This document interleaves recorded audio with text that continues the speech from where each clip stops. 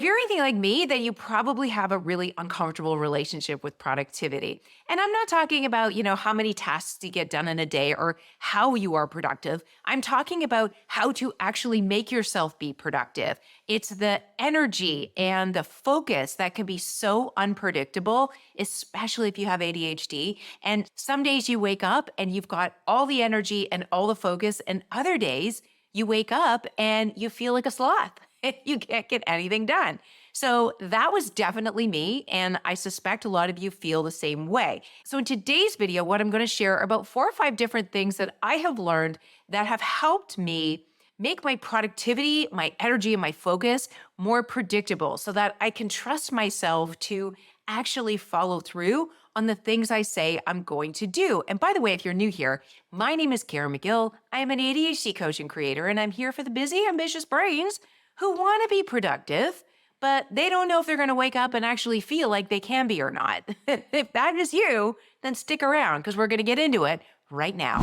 The number one thing that has helped me stay productive is having self-acceptance about where I am. Once I learned that I had ADHD and I'd gone through that grieving process of what could have been, I quickly switched that into curiosity mode. What do I need to know about neurodiversity? What do I need to know about my own levels of productivity? One thing I did that I highly recommend you do as well is think back in your life to times when you were productive, when you did something hard, when you started it and you followed through. Those are what we call bright spots, right? And success leaves clues. So ask yourself, what is it about those situations that really helped me be productive? So when I think about that in my own life, ironically, I think of half Ironman that I've done, a fitness competition that I participated in, and a couple of half marathons. Now, it's important to know that I am not a sporty person, right? Like I am not somebody who loves to compete and be athletic. I hated gym in school. So why were these things so poignant in my life? Why was I able to start them with no experience and actually complete them, which are really hard things to do? And when I think about it, I always had a why behind doing the thing. It was novel. I had never done it before. I had a coach. I was part of a team, either whether it was team in training or like a fitness competition team. So I had social support and I had a plan. I had a coach telling me what to do every week and how to train. So when it comes down to it, the reason I was able to start those things and complete them was because I had so much external structure. And I bet the same case is for you as well. So when you think about being productive, what kind of external structure has helped you in the past? And how can you replicate that in the future? The next thing that has helped me stay super productive, and I don't mean in a toxic productivity way, but in a way where I have sustained energy to start things and actually get them done, is my wellness routine. Now, it's not pretty, it's not Instagrammable, but it is very consistent for me. It's very doable, and they're all habits that have been ingrained over time. And I do them again and again because I know that I get a lot out of it. And I do them with so much regularity that I'm almost afraid not to do them one day because I don't want to get out of the habit of doing them. So what are those things? Always getting 7 to 8 hours sleep a night, moving every day, whether it's just going outside for a walk or working out or yoga or something like that. Hydration. I'm always drinking water and I try to get 10,000 steps a day. Those are my non-negotiables. Lately, I've been adding heart coherence breathing to that as well. I will link to a resource on that below, but it also helps me manage my nervous system and stay emotionally regulated. So those are the basics of my wellness routine. And what that does is help me maintain a steady flow of energy as much as possible. Because if you're like me, you have energy that does this to begin with. So whatever you can do to manage your energy so that it stays a little bit more predictable is going to help you with your productivity over the long run. The other thing that has helped me enormously when it comes to productivity is having a weekly rhythm or routine. Kind of like with my wellness routine where there's specific things I do on a day.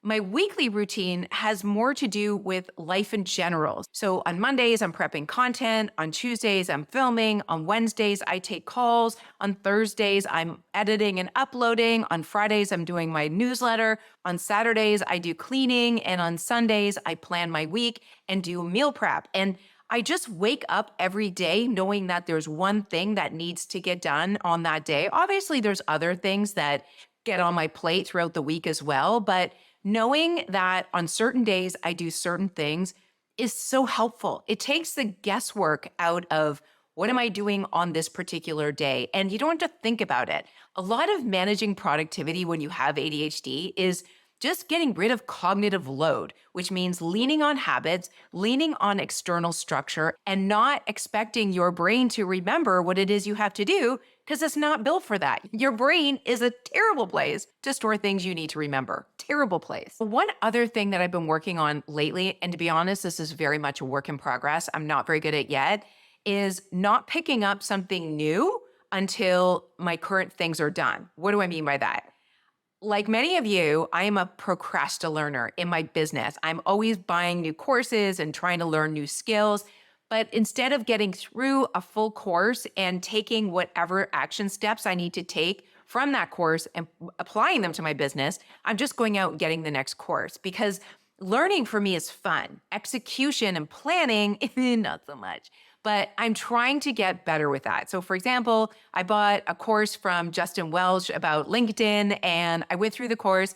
I pulled out some things that were relevant to me and I put them in my task list. So I started implementing them, but at the same time, he was also releasing his Creator MBA, which I just bought. I'm going through, it's amazing. I'll link both courses below if you're interested. They're really good. But the important thing there is I'm not moving on to the next thing until the thing that I'm currently working on is done. And if you can build that skill, and it really is a skill of not picking up new interests until you've completed your current interests, wow, think about how much more productive you can be. So much of the productivity blocks we deal with as ADHDers is just overwhelm and having too many things on our plate and struggling with prioritization. So not knowing which one to complete next. So what you really need to do is take inventory of everything that's on your plate right now, and then ask yourself, what is most important right now? I did that this morning and it is such a great exercise. I was sitting in bed journaling about my day and all the things I need to get done in my business, and immediately overwhelm starts to come up, right? Because there's like a list of 20 things to do, and I can't prioritize because that's an executive function that is not very strong for me. So in those moments when the feelings of overwhelm start to bubble up, I say to myself, okay, Caren, take a deep breath. What is most important right now? What are the true needle movers that you need to address in your business right now? And usually that's around anything to do with customer or client support, because I always want my customers and clients to have a great experience, or anything that has to do with revenue generation. So whether that's working with a brand or selling a course or doing something that's going to move the revenue needle in my business.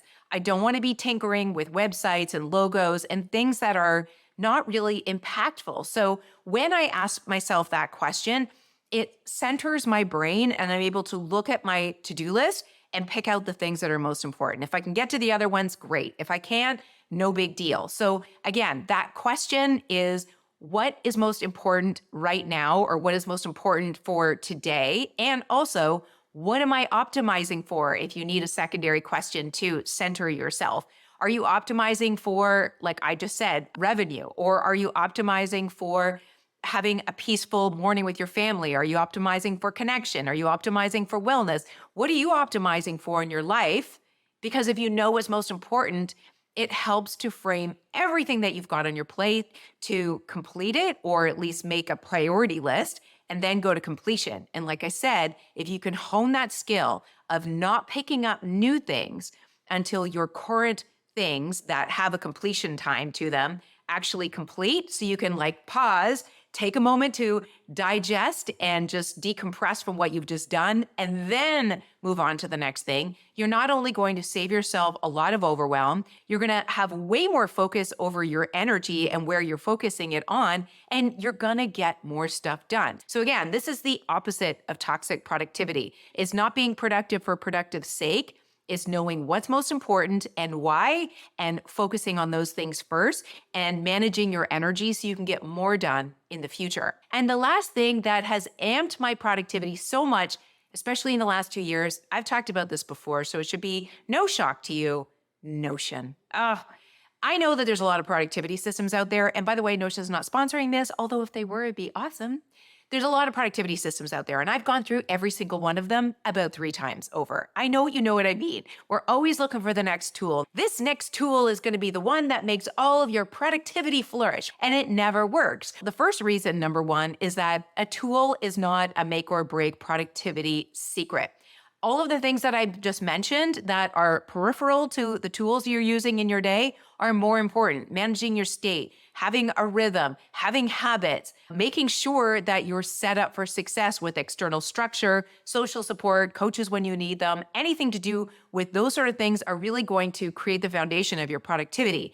Then the tool comes in underneath. And the way Notion works and the beauty of it is that it's like sitting at a teppanyaki table where you've got the guy slicing and dicing vegetables and serving them up to you. I have my main database of information that I'm always adding to, but I can serve it up to myself in a new and novel way whenever I want to. I can slice and dice all of my to-do lists and databases and calendars and all of those things and put pretty pictures in them and color code them and put emojis everywhere. And my brain thinks it's something new, but it's all the same material and I'm not starting over from scratch over and over again. Notion is my go-to. I will link to one of my Notion tours above, but I use it in my business, I use it in my personal life, and it is the one tool that I cannot stop talking about like ever. So those are the things that when I think about it are really behind the productivity increase that I have seen over the past 3 years. And productivity for productivity's sake alone is really not that big a deal. It's what it does for your life. It calms the overwhelm. It increases confidence. It helps you to follow through on your juiciest goals so that you can create the life that you want to have.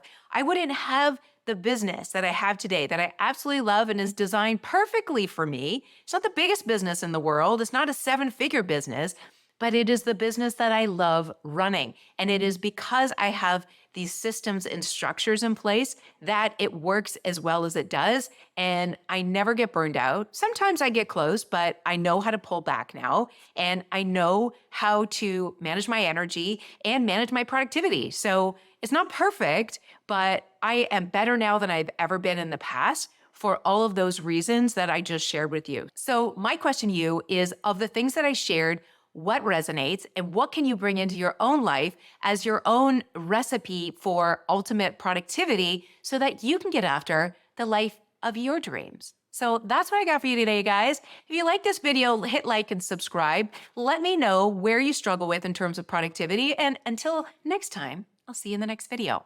Bye for now.